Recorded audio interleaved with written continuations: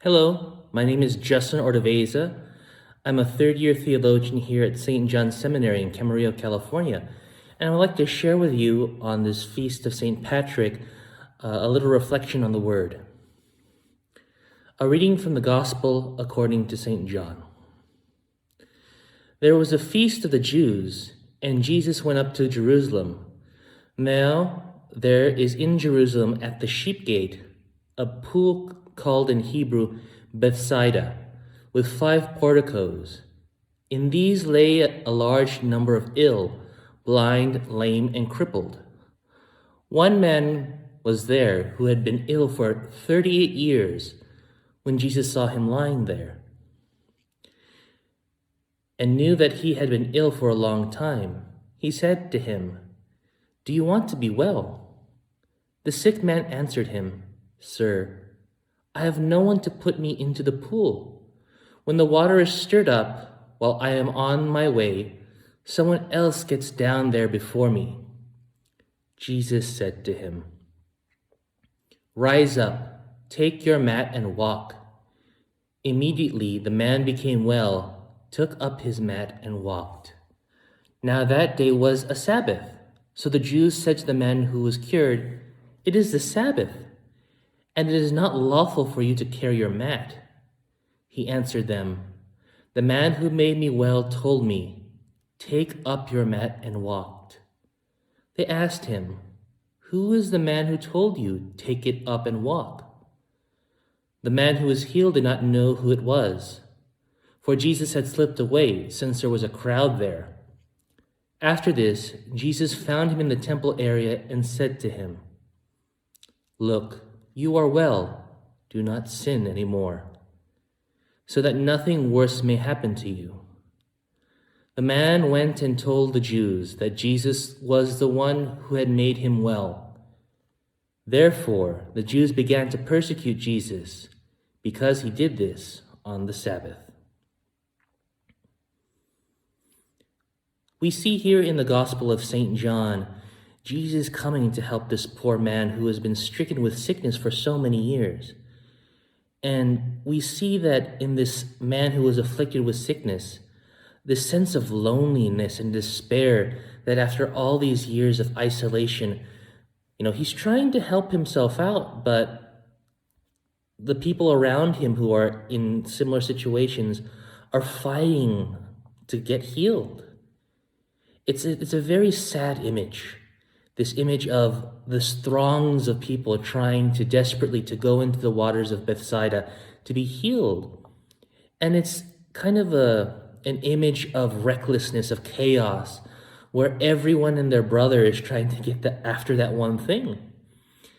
And we lose sight of community. We lose sight of the image of God that we need to find in our brothers and sisters. And because of this isolation, because of this wanton fighting, the man in this gospel passage just loses hope. But we see hope incarnate come in Jesus Christ. He goes there. He goes and helps this man who was afflicted with, one, the illness that's not necessarily described here in the gospel, but two, that sense of isolation.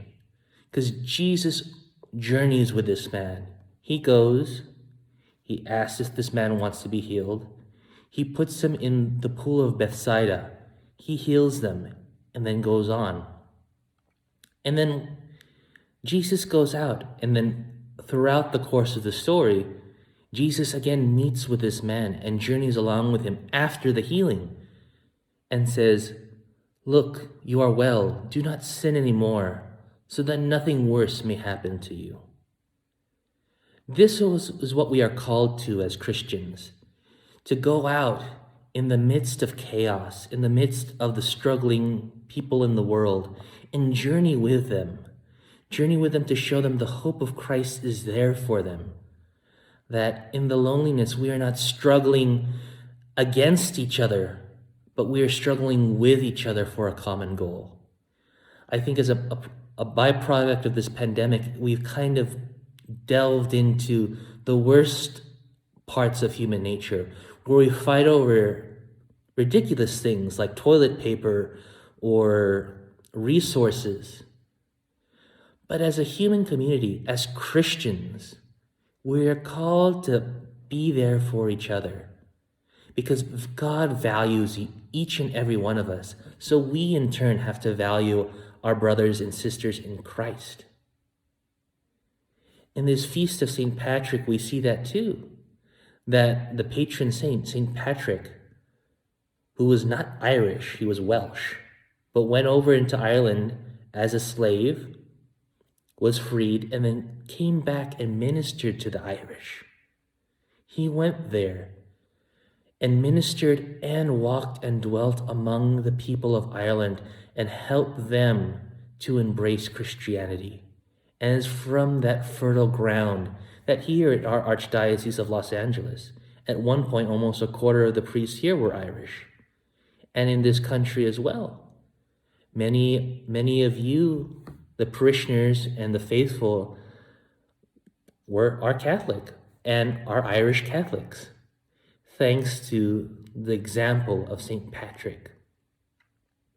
So how can we journey like St. Patrick, like Christ, like the myriad of other saints that we find in our history, to journey with those who are in desperate need of the gospel, who are in desperate need of human connection?